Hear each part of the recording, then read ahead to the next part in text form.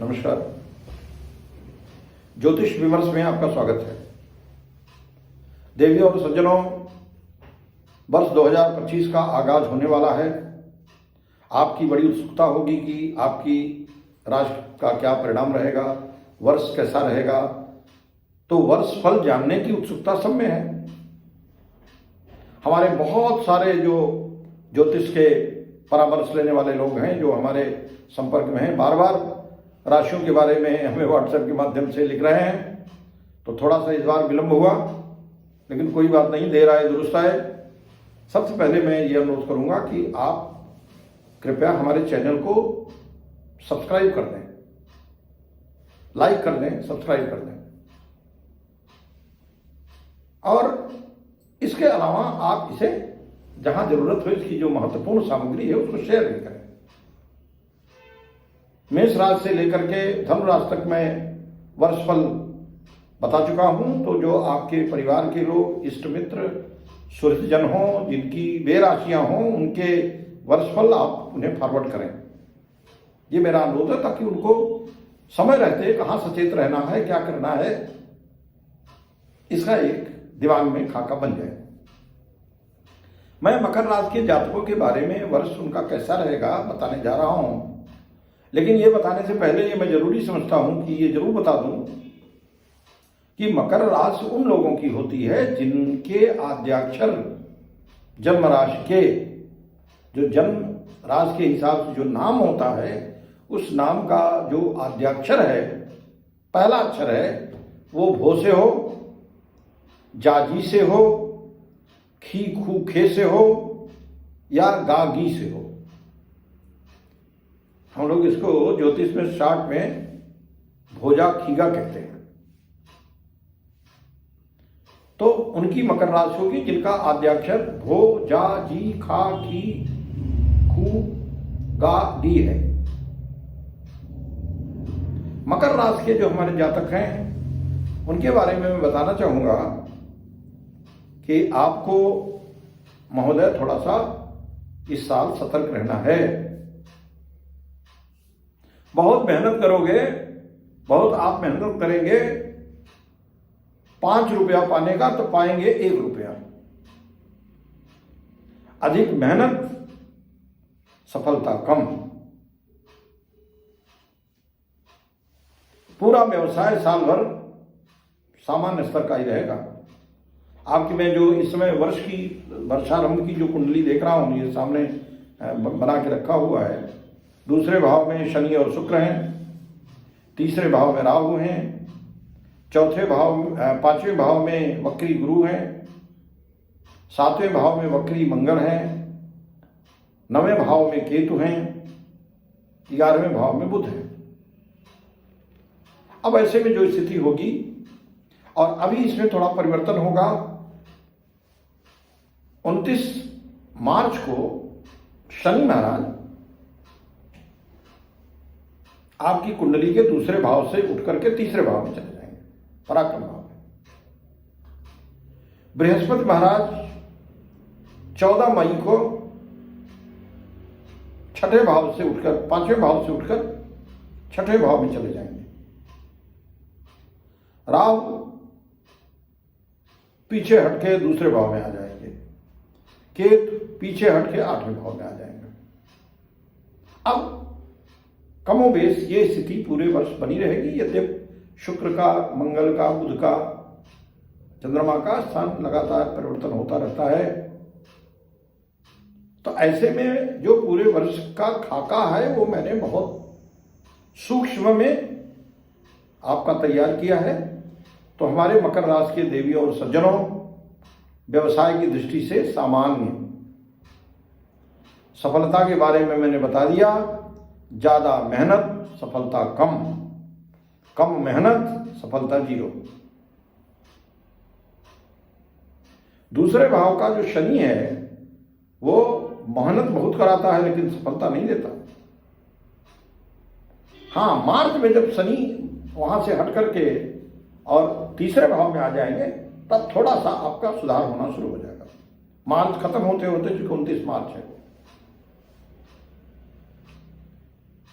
आपको वाणी पर नियंत्रण रखना है पूरे साल। बार बार मैं कहता हूं कि बातें हाथी पाइए, बातें हाथी पाओ। तो वाणी पर अगर नियंत्रण है, कई बार कुछ जवाब देना बड़ा अपेक्षित हो जाता है कि नहीं जवाब देना ही है, लेकिन आप ये देखते हैं कि जब आपने जवाब नहीं दिया तो कुछ समय बाद जब आप उसके 1-2 दिन बाद सोचते हैं कि मैंने जवाब नहीं दिया, तो मन ये कहता है कि आपने अच्छा किया जो जवाब नहीं दिया। कई बार ये भी स्थिति बनती है कि जवाब देना अपरिहार्य है, लेकिन जवाब न देकर के आपने और अच्छा कार्य किया। तो इसलिए वाणी पर आपको पूरे साल नियंत्रण रखना है। हाँ, जो हमारे सर्विस क्लास के लोग हैं उनका प्रमोशन का योग है इस साल। राहु केतु का जब स्थान परिवर्तन होगा तो भी शुभ नहीं होगा आपके लिए। 18 मई को राहु परिवर्तित होकर के कुंभ में आ जाएंगे और केतु परिवर्तित होकर के सिंह राशि में आ जाएंगे। एक धन स्थान में बैठ जाएंगे, एक कर्म स्थान में बैठ जाएंगे। तो ये जहां बैठेंगे वहीं का भाव बिगाड़ेंगे।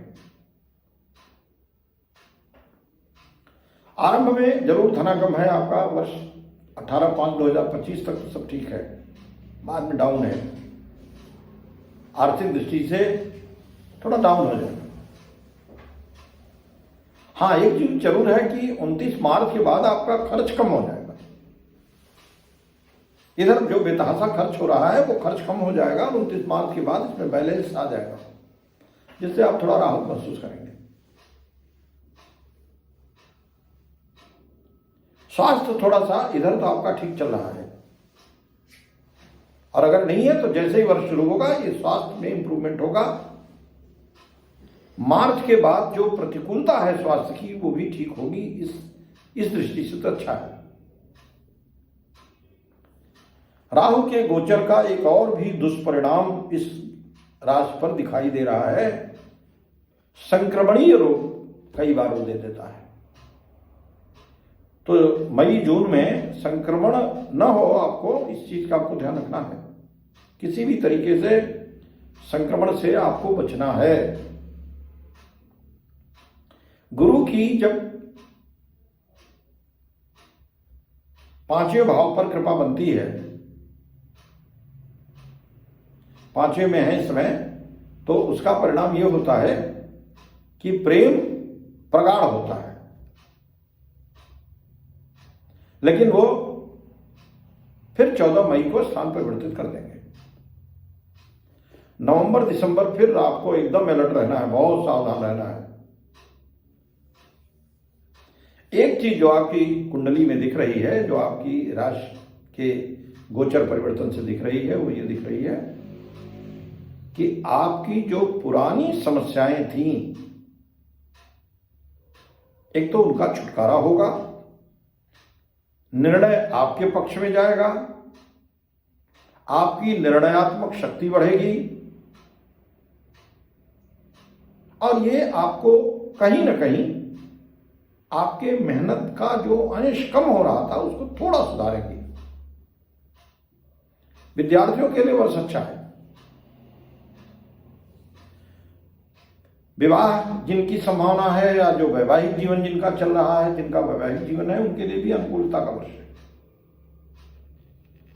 लेकिन भगवान शंकर के शरण में जाना पड़ेगा। भगवान शंकर की शिवोपासना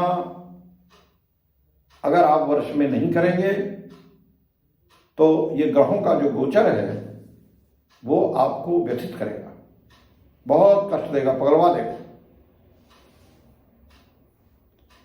ग्रहों का प्रभाव तो आप जानते हैं कि रहता ही है, सब पे रहता है। कोई ग्रहों के प्रभाव से मुक्त नहीं है, कभी भी मुक्त नहीं रहा।